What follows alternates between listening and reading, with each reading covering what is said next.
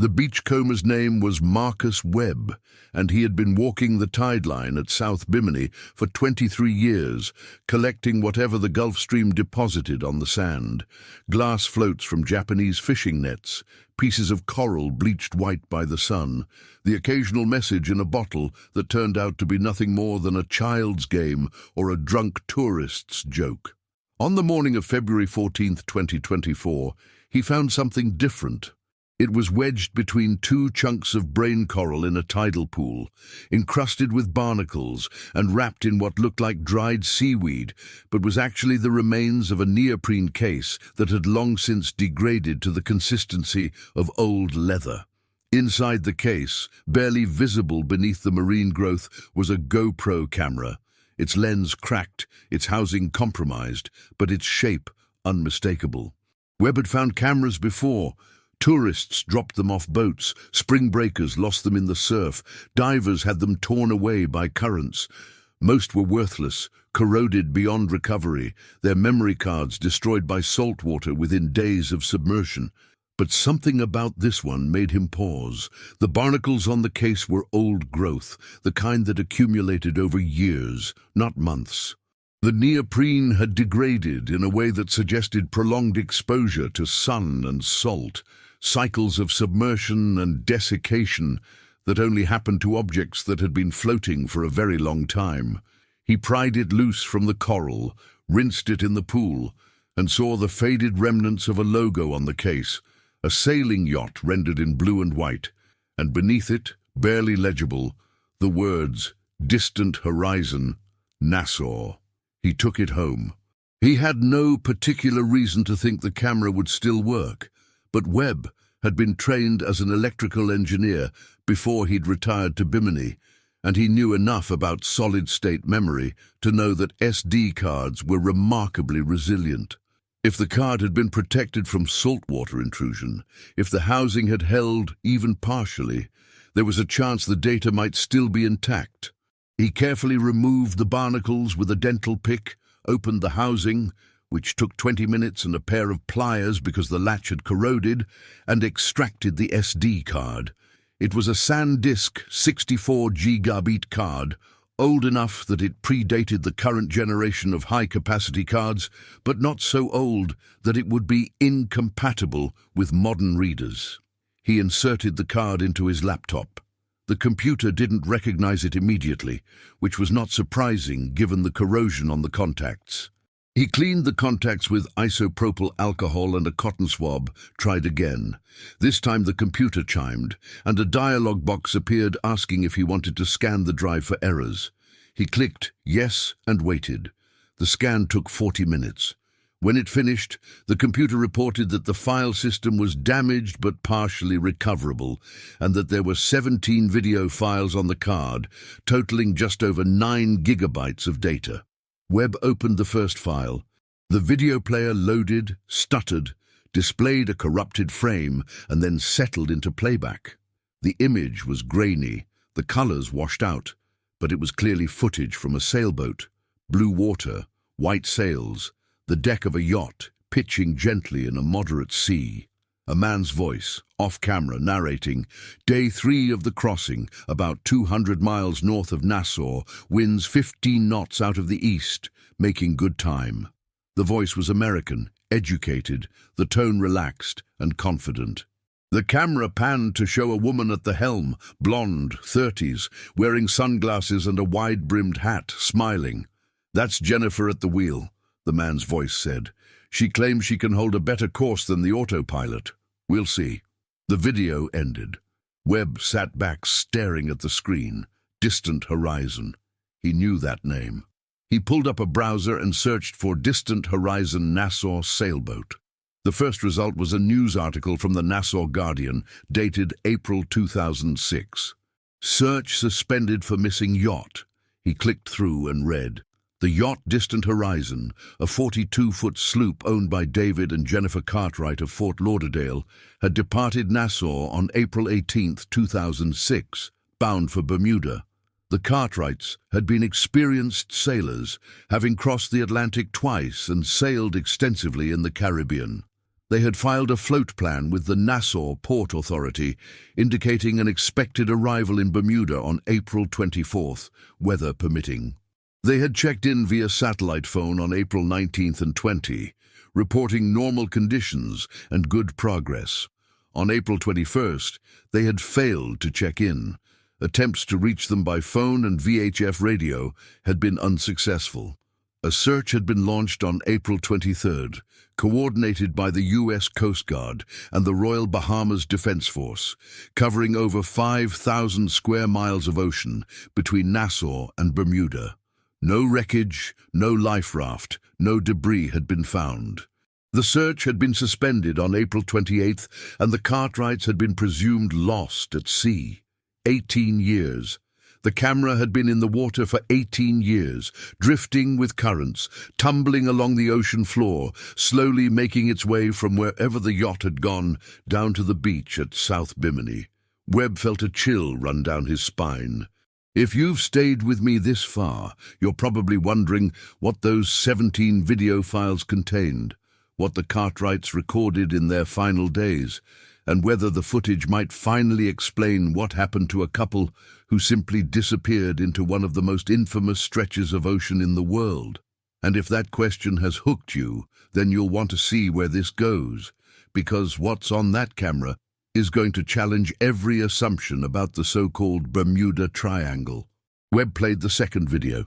The timestamp showed it was recorded 2 hours after the first. David Cartwright was on camera now, a man in his late 30s with sandy hair and a sunburned face, sitting in the cockpit with a beer in his hand. "So, here's the plan," he was saying. "We're going to run up the Exuma chain, maybe stop at Staniel Cay for a night, then make the jump to Bermuda from there. It's about 700 miles, should take us 5 or 6 days, depending on the wind. Jennifer's got this idea that we should try to break our personal speed record, which is completely insane because we're on a cruising boat, not a racer. But I've learned not to argue with her when she gets that look in her eye." Jennifer's voice from off camera. "You love it when I get that look." David grinned. "Guilty as charged." The video ended. Webb played the third file. This one was dated April 18th, 2006. The day they had departed Nassau. The camera was mounted on the stern rail, pointing forward, showing the full length of the deck and the sails. The boat was heeling slightly, moving at a good clip, the water creaming past the hull. David was at the helm, Jennifer was adjusting the jib sheet. The video ran for 10 minutes without narration, just the sound of wind and water and the occasional creak of rigging. It was peaceful, hypnotic, the kind of footage that sailors recorded to remember the good moments, the times when everything was working and the boat was alive beneath them. The fourth video was dated April 19th, late afternoon, based on the light. David was filming Jennifer as she prepared dinner in the galley below. "So, the problem with cooking at sea," Jennifer was saying, "is that everything moves. You're trying to chop vegetables while the boat's heeling 15 degrees and the stove is swinging on its gimbal, and you're bracing yourself with one hand while you cook with the other. It's like cooking on a mechanical bull." She laughed, and the sound was genuine and unforced, the laugh of someone who was exactly where she wanted to be. Webb kept watching. The fifth video showed them hoisting the spinnaker, the big, colorful sail ballooning out in front of the boat, David and Jennifer working together with practiced efficiency. The sixth showed a pod of dolphins riding the bow wave, the camera pointed down into the water, the animals clearly visible just beneath the surface, their bodies sleek and grey and impossibly graceful. The seventh showed a sunset, the sky turning orange and purple and red, Jennifer sitting on the foredeck with a glass of wine, David narrating, "This is why we do it. This moment right here. You can't buy this. You can't fake it. You have to be out here, away from everything to understand." The eighth video was dated April 20th morning. The sea state had changed. The water was choppier, the wind had increased, and the boat was crashing through waves that sent spray over the bow. David was at the helm, his face serious, focused. "Winds picked up to about 25 knots, he said. "We've got a reef in the main and we're running with just the working jib. It's getting a little sporty out here, but nothing we can't handle. We're making great time, probably averaging 7 or 8 knots, which is faster than we usually go in these conditions. Jennifer's below, making us some lunch. The forecast says this front should pass through by tonight, and then we'll be back to lighter winds. The 9th video was from later that same day, early evening. The conditions had worsened. The waves were larger, steep and breaking, and the boat was pitching violently.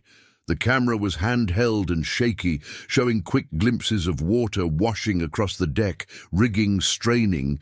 Jennifer clipped into a safety harness as she struggled to secure a loose halyard. David's voice, tense now. We've got 30-knot winds, gusting to 40. The sea state is building faster than the forecast predicted. We're hove to right now, just trying to ride it out until the front passes. The boat's handling it fine, but it's going to be a long night. Webb leaned closer to the screen. He had sailed these waters himself, decades ago, and he knew what it was like to be caught out in a blow, to feel the boat beneath you turn from a comfortable home into a bucking, heaving platform that seemed determined to throw you into the sea. He knew the fear that came with big weather, the way it hollowed out your stomach and made your hands shake, even as you forced yourself to keep working, to keep the boat safe. The 10th video was dated April 21st, early morning.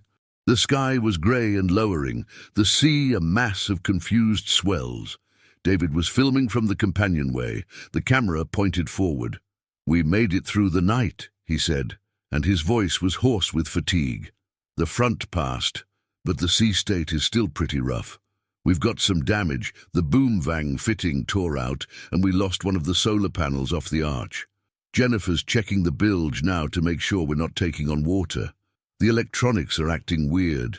The GPS keeps dropping out, and the VHF is full of static. We tried to call in our position this morning, but we couldn't get through. We'll try again in a few hours." The 11th video was from later that morning. Jennifer was on camera, sitting in the cockpit, her hair plastered to her head, dark circles under her eyes. "So here's the situation," she said, her voice steady but strained. "We've determined that we're taking on water. Not a lot, maybe 5 or 10 gallons an hour, but enough that we need to find the source and stop it. David thinks it might be the rudder post gland, which would make sense given how hard we've been working the rudder in these conditions. We're going to take turns on the bilge pump while we try to trace the leak. The good news is the weather's improving. The bad news is we're about 2 days from Bermuda, and we don't have a working satellite phone anymore." Webb paused the video. The satellite phone had stopped working. That explained why the Coast Guard had lost contact with them. He resumed playback. The 12th video was from that afternoon. David was below, his face tight with worry, filming the bilge area. Water was sloshing around his ankles, the pump running continuously. "We found the leak," he said. "It's not the rudder post. It's a through-hull fitting for the depth sounder. The hose clamp failed, and the hose pulled off the fitting. We've been pumping seawater into the boat for probably 12 hours. We've got it under control now. I've plugged the through-hull with a wooden dowel, and we're pumping the bilge dry." But it was close. If Jennifer hadn't noticed the water level rising when she did, we could have been in serious trouble. The 13th video showed them drying out the cabin, wringing out cushions, mopping the sole. Jennifer was trying to make light of it, joking about how they'd always wanted a swimming pool in the saloon, but Webb could see the strain in her face, the way her hands trembled slightly as she worked. This was the kind of incident that could sink a boat if the crew didn't catch it in time, and they had caught it barely. The 14th video was dated April 21st evening. David and Jennifer were both in the cockpit, the camera propped on the binnacle. The sea had calmed considerably, and the sky was clearing. "So we've had quite a day," David said. "We nearly sank the boat, but we didn't, and now we're back on course for Bermuda. We should arrive in about 48 hours if the wind holds. We're both exhausted, but the boat's dry, the leak is fixed, and we're making good time. Jennifer's going to take the first watch tonight. I'm going to get some sleep, and tomorrow we'll reassess." Jennifer added, "And we're never, ever going to ignore a weird noise from below again." Lesson learned. The 15th video was dated April 22nd morning. The tone had changed. David was filming Jennifer, who was standing at the mast, looking up at something. "So we've got a new problem," David said, his voice tight. "The mainsail halyard is starting to chafe through at the masthead. We can see the strands separating. If it fails, we lose the main, and we're down to just the jib for the rest of the crossing. We're trying to figure out if there's a way to take the tension off the halyard and re-rig it with the spare, but that's going to require someone going up the mast, and in these conditions that's really risky." Jennifer looked at the camera. "I'll do it," she said. "I'm lighter than David, and I've gone up the mast before. We don't have a choice. We can't make it to Bermuda on the jib alone if the wind shifts." The 16th video showed the preparation. David was rigging the bosun's chair, checking the spare halyard that would be used to hoist Jennifer up the mast. Jennifer was putting on a harness, clipping in multiple safety lines. The boat was moving in a moderate sea, rolling with the swells, the mast describing wide arcs against the sky. It was dangerous work, the kind of thing that could go wrong in a dozen different ways. The camera kept rolling as David began winching Jennifer up the mast. She climbed slowly, hand over hand, her legs wrapped around the mast for stability. At 30 feet she paused, reaching for the halyard that needed to be replaced. The boat rolled. Jennifer swung out from the mast, her safety line catching her, pulling her back. She shouted something that was lost in the wind. David shouted back. The camera's microphone was saturated, the audio distorted, but Webb could see the strain on David's face as he worked the winch, trying to keep the line tight, trying to minimize Jennifer's movement as the boat pitched beneath them.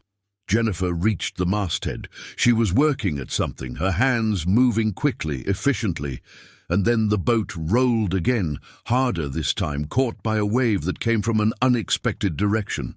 Jennifer swung wide, her body horizontal to the mast, hanging in space for a moment that seemed to stretch impossibly long. And then she was back, gripping the mast, resuming her work. 5 minutes later, she was descending, hand over hand, until she was back on deck. David grabbed her, pulled her close. The camera kept filming, the image shaking as David held Jennifer, both of them breathing hard. "Got it," Jennifer said, her voice barely audible. "The halyard's replaced. We're good." But the video ended. Webb sat in silence, staring at the blank screen. He had been holding his breath without realizing it. He exhaled slowly, his heart pounding.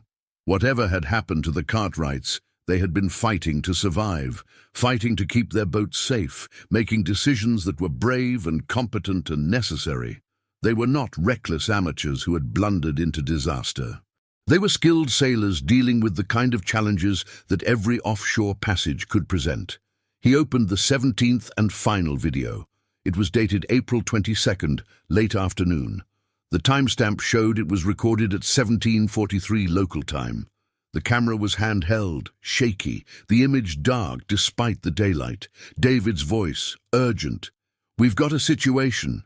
There's something wrong with the rigging. We heard a loud crack about 10 minutes ago, like a gunshot, and we can't figure out what it was. The mast is still standing, the shrouds look okay, but something's loose. We're depowering the boat, dropping the sails, trying to assess the damage before dark." The camera panned across the deck. The mainsail was coming down, flogging in the wind as David struggled to get it under control. Jennifer was forward, examining the base of the mast, running her hands over the fittings. She looked back at the camera and shouted something, but the wind tore her words away. The image shifted, showed the sky, then the horizon, then the deck again. David's breathing was harsh in the microphone, the sound of someone working hard, someone under stress. The camera steadied, showed Jennifer again. She was pointing at something on the port side, near the chain plates where the shrouds attached to the hull. David moved toward her, the camera jostling as he walked, and then he was close enough to see what Jennifer had found. The chain plate had cracked. It was a stainless steel fitting, thick and strong, designed to hold thousands of pounds of load, and it had fractured across the weld line. The crack was obvious once you knew where to look, a dark line that separated the metal into two pieces held together only by the tension of the shroud. If the shroud let go, the mast would lose its support on that side, and in heavy wind, the mast would almost certainly come down. "Jesus," David said, his voice hollow. "That's not supposed to happen. That's not supposed to be able to happen." Jennifer's voice, calm despite the circumstances. "Okay, we need to take the load off that shroud right now. Drop the jib. We're going to run bare poles and motor until we can figure out a repair." The camera moved again, showing David's hands as he worked the jib halyard, lowering the sail. The boat's motion changed immediately, becoming more rolly without the steadying effect of the sails. The engine started, the familiar diesel rumble, and the boat began to motor, heading into the wind to reduce the strain on the rigging. David moved back to the cockpit, set the camera on the binnacle so it was filming both of them. Jennifer joined him, her face set in tight lines. "All right," she said, "we've got maybe 3 hours of daylight left. We need to come up with a plan. We can't make it to Bermuda with a cracked chain plate. If the mast comes down, we're in serious trouble. We don't have the spares to jury-rig a new support. We need to call for help." David nodded. "The sat phone is dead.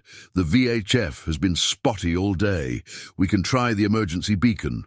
"Not yet," Jennifer said. "Let me think. There's got to be a way to reinforce the chain plate. If we can take the load off the shroud and distribute it to the other fittings, we might be able to limp into Bermuda, or we turn back. Nassau's about 300 miles behind us. Bermuda's about 200 ahead. Either way, we're in for a long, slow motor." David checked the fuel gauge. "We've got maybe 60 hours of fuel. That's not enough to motor all the way back to Nassau, not in these sea conditions. We'd burn more fuel fighting the swells. Bermuda's our best bet, but we need to keep the mast up." They talked for another 10 minutes, brainstorming solutions, their voices overlapping, the kind of rapid problem-solving that couples who had sailed together for years could do instinctively. They decided to try to reinforce the cracked chain plate using spare line and a technique called lashing, wrapping the shroud above the crack and tying it off to other parts of the rigging to spread the load.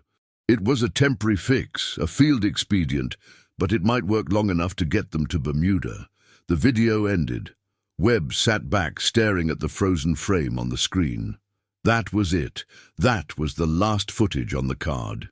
April 22, 2006, 1743. The Cartwrights had been dealing with a catastrophic rigging failure, had been trying to repair it, and then the recording had stopped. What had happened next? He searched the internet for more information about the distant horizon disappearance. The news coverage had been minimal, just the initial reports of the missing yacht, the search operation, and the suspension of the search. There had been some speculation about weather, about the Bermuda Triangle, about piracy, but nothing substantive. The case had faded from public attention within weeks, just another sailboat lost at sea, another entry in the long list of vessels that had disappeared without a trace. Webb called the U.S. Coast Guard station in Miami. He explained who he was, what he had found, and asked if they would be interested in reviewing the footage. The duty officer took his information and said someone would get back to him. 2 days later, a Coast Guard investigator named Lieutenant Sarah Reeves called him. She was with the Coast Guard Investigative Service, based in Portsmouth, Virginia, and she had been assigned to review cold cases involving missing vessels. The Distant Horizon case had been on her list for years. Unsolved, frustrating, one of those files that haunted investigators because there had been so little to go on. Reeves flew to Bimini the following week. Webb met her at the small airport and drove her to his house, a modest concrete structure on the eastern shore with a view of the channel. She was in her early 40s, compact and efficient, with the bearing of someone who had spent time at sea and understood the ocean's capacity for both beauty and violence. He showed her the camera, the SD card, and played her all 17 videos. She watched in silence, taking notes, pausing occasionally to rewind and watch a section again. When the final video ended, she sat back and rubbed her eyes. "This changes everything," she said. "We always assumed the boat went down in bad weather, that they got caught in the storm and overwhelmed. But this shows they survived the storm. They made it through, dealt with the flooding, fixed the leak. They were competent. They were handling their problems. And then the rigging failed." "What do you think happened?" Webb asked. Reeves thought for a moment. The chain plate crack would have been a critical failure. If they couldn't adequately reinforce it, and if the wind picked up, the shroud could have let go. Once that happens, the mast comes down. If the mast falls, it can punch a hole in the deck, damage the hull, disable the boat. If they were unlucky, if the mast fell across the cockpit, it could have injured or killed one or both of them. And even if they survived the dismasting, they would have been left with a disabled boat, no ability to sail, limited fuel, and communication equipment that wasn't working reliably. "But they had an E-PERB," Webb said, "an emergency beacon. Why didn't they activate it?" "Maybe they did. Let me check." Reeves pulled out her phone and called her office. She spoke for several minutes, asking for records on E-PERB activations in April 2006 in the area between Nassau and Bermuda. She hung up and turned to Webb. "They're going to pull the records and send them to me. If the Cartwrights activated their E-PERB, there should be a record of it. Those signals go to satellites and the data is archived." 3 days later, Reeves called Webb with the results. There had been an E-PERB activation on April 23, 2006 at 02:14 UTC, late evening of April 22 local time. The position was logged as approximately 27.2 degrees north, 72, 4 degrees west, roughly halfway between Nassau and Bermuda, about 250 miles north-northeast of Bimini. The signal had been detected by satellite and relayed to the Coast Guard's Rescue Coordination Center in Miami. A search had been launched immediately, with Coast Guard aircraft and cutters diverted to the area. But by the time they arrived, at first light on April 23rd, there had been no sign of the vessel. The search had covered a 100-mile radius around the last known position, but the ocean had been empty. No wreckage, no life raft, no debris field. The E-PERB itself had gone silent after transmitting for approximately 4 hours, which suggested it had either been turned off, had run out of battery, or had sunk. "So they did call for help," Webb said, "and the Coast Guard responded, but they didn't find anything." "That's not unusual," Reeves said. "The ocean is vast, and a 42-foot sailboat is a very small target. If the boat sank quickly, if there was no significant debris field, if the currents carried away what little flotsam there was, the search crews could have missed it even if they were looking in exactly the right place. And keep in mind, this was at night. The E-PERB activated around 10 p.m. local time. The first search aircraft didn't arrive until 6 a.m. the next morning. That's 8 hours. A lot can happen in 8 hours." Webb asked if there was any way to determine what had caused the boat to sink, assuming it had sunk. Reeves said that without wreckage, it was impossible to be certain, but the most likely scenario was that the mast had come down, had damaged the hull or deck, and had allowed water to enter the boat faster than the crew could pump it out. Sailboats were remarkably buoyant, but they were not unsinkable. If the hull was breached below the waterline, if the cockpit drains were blocked or damaged, if the hatches were stove in by falling rigging, the boat could flood and sink in a matter of minutes. "But what about the crew?" Webb asked. "They had life jackets, a life raft. Why didn't they survive?" "Life rafts are great if you have time to deploy them and get in," Reeves said. "But if the boat goes down fast, if the crew is injured or knocked unconscious by falling rigging, they might not make it off the boat, and even if they did make it into the raft, survival at sea is a matter of luck as much as skill. Exposure, dehydration, hypothermia. People can die in a life raft in just a few days if the conditions are bad, and rescue doesn't come quickly enough." She paused, then added, "The other possibility is that they stayed with the boat. Some sailors believe that you should never abandon ship unless you're stepping up into a life raft, meaning the boat is sinking beneath you and you have no choice. If the Cartwrights tried to save the distant horizon, if they stayed aboard pumping or trying to effect repairs, they could have gone down with the boat. It happens more often than people think. Webb felt a wave of sadness wash over him. He had never met the Cartwrights, had only seen them through the lens of the camera, but he felt like he knew them.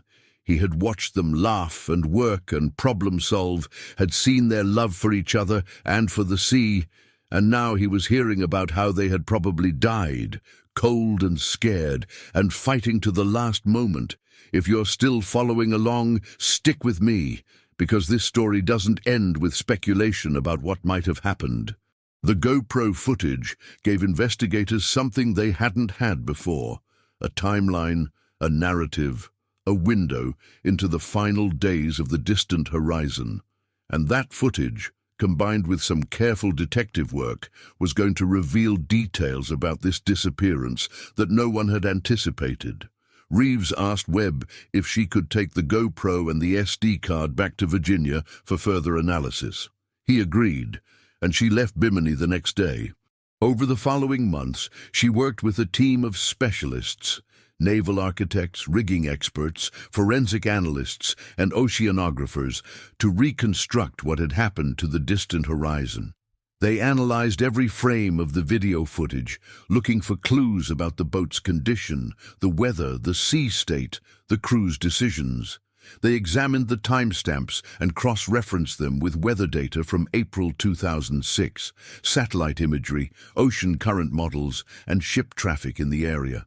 What they found painted a picture that was both clearer and more complicated than anyone had expected. The weather front that had hit the Cartwrights on April 20th had been stronger than the forecast predicted.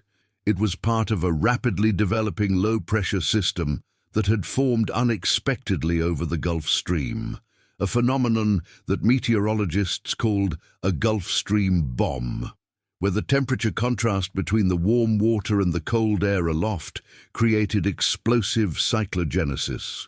Wind speeds had reached 45 knots, with gusts over 50. Seas had built to 12 to 15 feet, steep and breaking. It was not a hurricane, not even close, but it was serious weather, the kind that could damage boats and exhaust crews. The Cartwrights had handled it well. They had reduced sail, hove to, ridden out the worst of it. But the storm had taken a toll on the boat. The boom-vang fitting had failed, the solar panel had been lost, and most critically, the through-hull fitting for the depth sounder had failed, flooding the bilge. The crew had caught the leak and fixed it, but the episode had delayed them and had forced them to pump the bilge for hours, exhausting them physically. Then had come the chain plate failure. The specialists determined that the crack had likely been a pre-existing defect, a fatigue fracture that had developed over years of loading and unloading, exacerbated by the stress of the storm. Stainless steel, contrary to its name, could fail through a process called crevice corrosion, where salt water penetrated small gaps in the metal and caused localized rusting that weakened the structure. The chain plate on the distant horizon had probably been corroding for years, hidden beneath layers of paint and sealant, and the storm had pushed it to the breaking point. The Cartwrights had attempted to reinforce the chain plate using lashings, but the specialists determined that this fix would have been temporary at best. The shroud held thousands of pounds of load, and redistributing that load using rope, even strong rope, was a stopgap measure that might work for a few hours but would eventually fail. The EPIRB activation at 02:14 UTC on April 23rd suggested that something had gone catastrophically wrong during the night of April 22 to 23. The specialists theorized that the jury-rigged repair had failed, the shroud had let go, and the mast had come down sometime after dark. The falling mast would have been a disaster. It would have crashed across the deck with tremendous force, snapping rigging wires, punching holes in the fiberglass, possibly injuring the crew. If the mast had fallen into the water and remained attached to the boat by the rigging, it would have acted like a sea anchor, pulling the boat over onto its side, making it impossible to control. In that situation, the crew would have had limited options. They could try to cut away the mast and free the boat, but that would require tools and time and enormous physical effort, all while the boat was being battered by waves and possibly taking on water through the holes punched by the falling spar. Or they could activate the EPIRB and hope that rescue arrived before the boat sank. They had chosen the latter. The specialists estimated that the distant horizon had remained afloat for no more than 6 to 8 hours after the mast came down. The boat had probably filled with water gradually, the waves breaking over the disabled hull, the cockpit flooding, the water finding its way below through damaged hatches and fittings. The Cartwrights would have been pumping continuously, but pumps can only do so much when the inflow exceeds the outflow. Eventually, the boat would have lost buoyancy and slipped beneath the surface. Whether the Cartwrights had attempted to deploy the life raft was unknown. The raft might have been damaged by the falling mast, or the crew might have been unable to reach it, or they might have decided to stay with the boat until the last possible moment. The ocean in that area was deep, over 15,000 feet, and a sunken sailboat would have descended into the abyss, settling on the ocean floor, miles below the surface, far beyond the reach of any recovery effort. But what about the GoPro? How had it ended up on a beach in Bimini, over 250 miles from where the boat had gone down? The oceanographers on Reeves's team modeled the drift patterns. They used data on currents, wind and wave action to simulate where an object floating at the surface, or slightly below the surface, might travel over a period of 18 years. The Gulf Stream was the key. The current flowed north along the Florida coast, then curved east toward Bermuda, then continued northeast toward Europe. An object released into the Gulf Stream north of the Bahamas would be carried along this path, potentially traveling thousands of miles. But the GoPro had been found at South Bimini, which was west of the probable sinking location, not east. That suggested the camera had not simply drifted with the Gulf Stream. Instead, it had likely sunk initially, then been carried along the bottom by deep currents, possibly for years, before being pushed back up to the surface by some combination of currents, storms, and random chance. Once at the surface, it would have drifted with the prevailing winds and surface currents until it washed ashore. The neoprene case had likely kept the camera neutrally buoyant, neither fully floating nor fully sinking, suspended at some intermediate depth where it could be pushed around by deep currents and eventually brought back toward the Bahamas. The barnacle growth suggested it had spent time in shallow water, possibly caught on a reef or submerged structure, before breaking free and continuing its journey. It was a combination of factors: the durability of the case, the resilience of the SD card, the vagaries of ocean currents that had brought the camera to Marcus Webb's feet on that February morning in 2024. Reeves compiled her findings into a report that was submitted to the Coast Guard and to the National Transportation Safety Board, which had tangential jurisdiction because the distant horizon was a U.S.-registered vessel. The report concluded that the Cartwrights had been victims of a cascading series of mechanical failures: the through-hull leak, the chain plate crack, and ultimately the dismasting, that had overwhelmed their ability to save the boat. The report praised the crew's seamanship and decision-making, noting that they had done everything right given the circumstances, and that their loss was a tragedy rather than a consequence of negligence or recklessness. The report also addressed the Bermuda Triangle mythology. The area where the distant horizon had sunk was within the loosely defined boundaries of the so-called Bermuda Triangle, and the disappearance had been cited in some online forums and books as evidence of the triangle's mysterious properties. Reeves's report debunked this notion decisively. The Cartwrights had not been victims of any supernatural or unexplained phenomenon. They had been victims of mechanical failure, bad luck, and the inherent dangers of offshore sailing.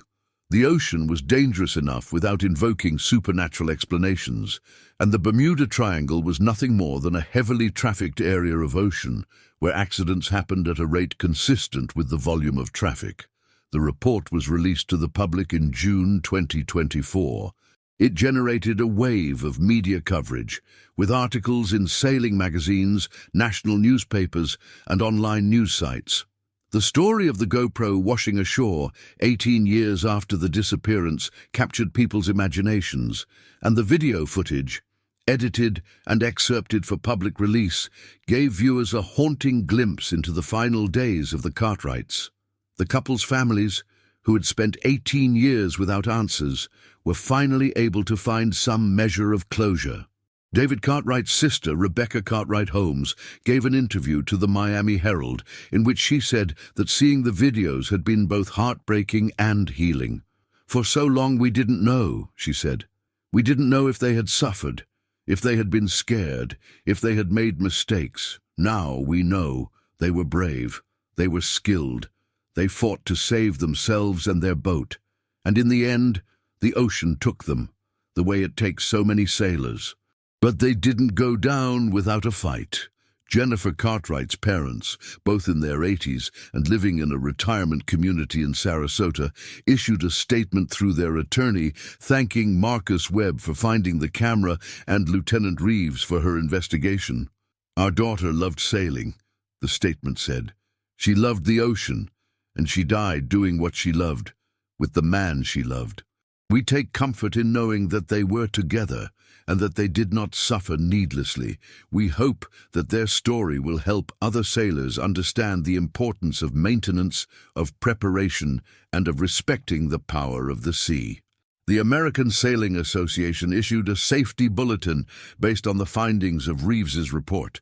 The bulletin emphasized the importance of regular rigging inspections, particularly for stainless steel fittings that could corrode invisibly beneath paint and sealant. It recommended that sailors inspect chain plates and other critical fittings annually, using dye-penetrant testing or other non-destructive methods to detect cracks before they became critical.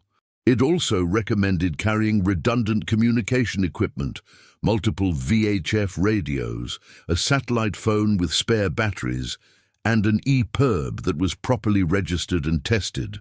The bulletin concluded with a reminder that offshore sailing was inherently risky and that even experienced, well-prepared sailors could encounter situations that exceeded their ability to cope.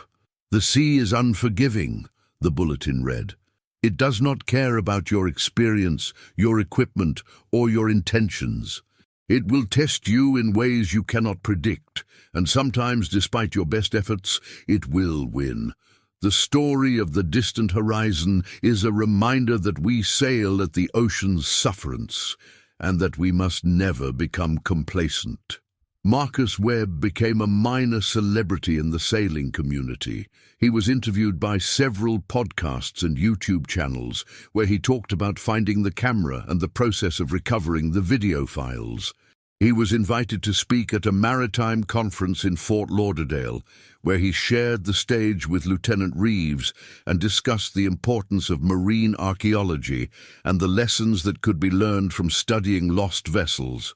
Webb used some of the attention to advocate for better tracking of recreational vessels. He argued that all offshore sailboats should be required to carry AIS transponders, automatic identification system devices that broadcast a boat's position, course, and speed to other vessels and to shore-based monitoring stations. AIS was already required for commercial vessels, but it was optional for recreational boats, and many sailors chose not to install it because of the cost or because they valued their privacy. "If the distant horizon had been equipped with AIS," Webb said during his conference presentation, "the Coast Guard would have known exactly where the boat was when the EPIRB activated. They could have vectored search assets directly to that position instead of having to cover a 100-mile radius. It might not have saved the Cartwrights. The boat probably sank too quickly, but it would have given them a better chance. And in future cases, it could make the difference between life and death." The Coast Guard took note. In 2025, the agency launched a voluntary program encouraging recreational sailors to register their AIS information with the Coast Guard's rescue coordination centers, so that if an emergency arose, the Coast Guard would have real-time tracking data. The program was called Safe Passage, and within a year, over 10,000 vessels had enrolled. The GoPro itself was eventually donated to the International Sailing Museum in Newport, Rhode Island, where it was placed in a display about offshore sailing and the risks inherent in long-distance voyaging. The display included excerpts from the video footage, photographs of the Cartwrights, and a plaque that summarized the story of the distant horizon.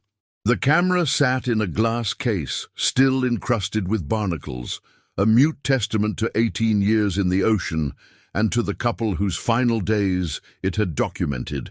The SD card was archived by the Coast Guard, with copies made and stored in multiple locations to ensure the data would not be lost.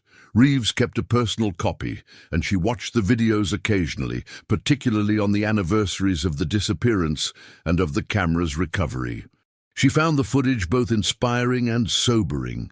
Inspiring because it showed the Cartwrights' courage and competence, sobering because it reminded her of how quickly things could go wrong at sea, even for people who did everything right. In 2026, a documentary film crew approached Reeves about making a film based on her investigation. She agreed, on the condition that the Cartwrights' families were consulted and that any proceeds from the film would go to maritime safety charities. The film, titled Distant Horizon: A Sailor's Final Voyage, was released in 2027 and was well received. It combined the GoPro footage with interviews, reenactments, and expert analysis, creating a narrative that was both educational and emotionally resonant. The film opened with Marcus Webb walking the beach at South Bimini, finding the camera and wondering what it might contain. It then flashed back to the Cartwrights preparing for their voyage, their excitement and optimism, their love for sailing and for each other. The middle section of the film followed the voyage day by day, using the GoPro footage and narration to create a sense of being aboard the distant horizon, experiencing the beauty and the terror of offshore sailing. The final section dealt with the investigation, the recovery of the wreckage narrative from the video files, and the conclusions about what had happened. The film ended with a montage of the Cartwrights sailing, their faces lit by sun and wind, the ocean stretching to the horizon. The final shot was of the memorial plaque at the International Sailing Museum, the camera case in its glass box, and a voiceover from Rebecca Cartwright Holmes. My brother once told me that sailing was about freedom. Freedom from routine, from constraints, from the limitations of ordinary life. He said that when you're out there on the ocean, miles from land, you're more alive than you've ever been. I think he and Jennifer found that freedom. And even though they paid the ultimate price, I don't think they would have chosen any other life. The documentary won several awards and was credited with renewing interest in sailing safety and in the lessons that could be learned from maritime accidents. It also sparked a broader conversation about the Bermuda Triangle and the tendency to attribute mysterious explanations to events that had perfectly rational causes. Several skeptical organizations used the film as a teaching tool, pointing out that the distant horizon disappearance had all the hallmarks of a classic Bermuda Triangle mystery, a vessel vanishing without a trace, no wreckage found, no survivors, but that the GoPro footage had revealed a straightforward sequence of mechanical failures and bad luck. The myth of the Bermuda Triangle persisted, of course. Myths always do. But the story of the distant horizon provided a powerful counter-narrative, a real-world example of how mysteries could be solved when evidence was found and analyzed carefully. In 2028, a diving team sponsored by a Marine Archaeology Foundation announced that they were going to attempt to locate the wreck of the distant horizon. Using the EPIRB coordinates and the oceanographic models developed by Reeves's team, they planned to survey the ocean floor in the area where the boat had likely sunk. The depth was daunting, over 3 miles down, but advances in deep-sea robotics had made such searches feasible, if expensive. The search took place over 2 weeks in May 2028. The team used an autonomous underwater vehicle equipped with side-scan sonar and high-definition cameras, programming it to run grid patterns across the search area at depths between 13,000 and 16,000 feet. The ocean floor in that region was a mix of sediment plains and rocky outcrops, with occasional deep trenches and seamounts. It was a challenging environment, and the team had tempered their expectations. On the 9th day of the search, the AUV detected a large metallic object on the sediment plain at a depth of 14,800 feet. The sonar image showed a shape that was consistent with a sailboat hull, lying on its side, partially buried in the sediment.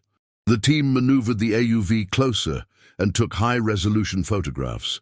The images were grainy and obscured by marine snow and sediment, but they clearly showed the remains of a yacht, the hull, the keel, tangled masses of rigging, and the broken stump of a mast. The team compared the images to photographs of the distant horizon and found several matching features: the shape of the hull, the configuration of the deck hatches, the distinctive blue and white paint scheme that was still faintly visible beneath layers of biological growth. They had found the Cartwright's boat. The team did not attempt to recover the wreck. At that depth, recovery would have been prohibitively expensive and technically challenging, and there was no compelling reason to bring the boat to the surface. Instead, they documented the site extensively, creating a three-dimensional model using photogrammetry, and they shared their findings with the Coast Guard and with the Cartwrights' families. The images showed that the boat had indeed suffered catastrophic damage.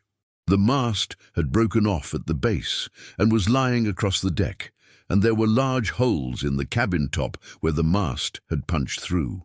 The rigging was a tangled mess, and several sections of the hull showed cracks and deformations consistent with heavy impact.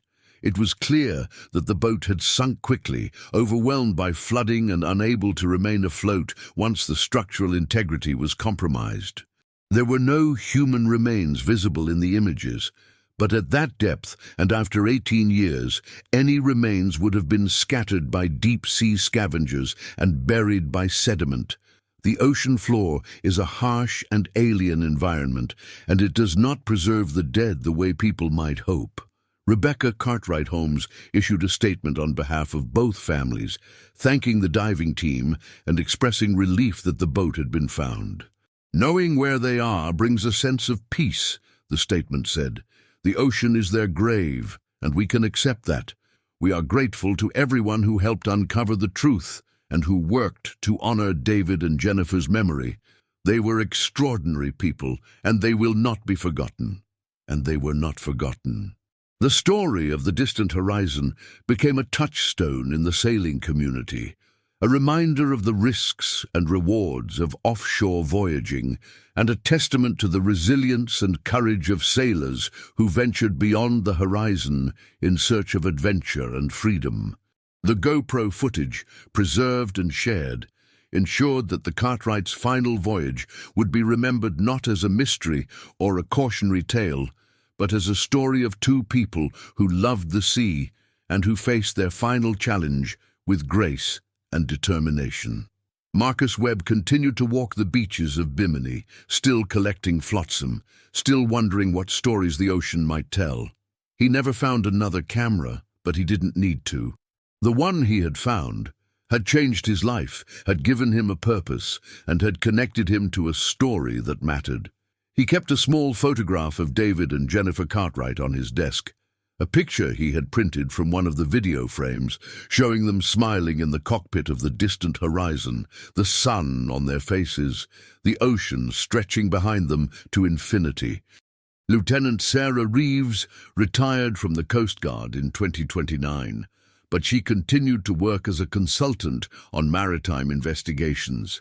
She kept in touch with Webb, and the two became friends, bound by their shared connection to the distant horizon.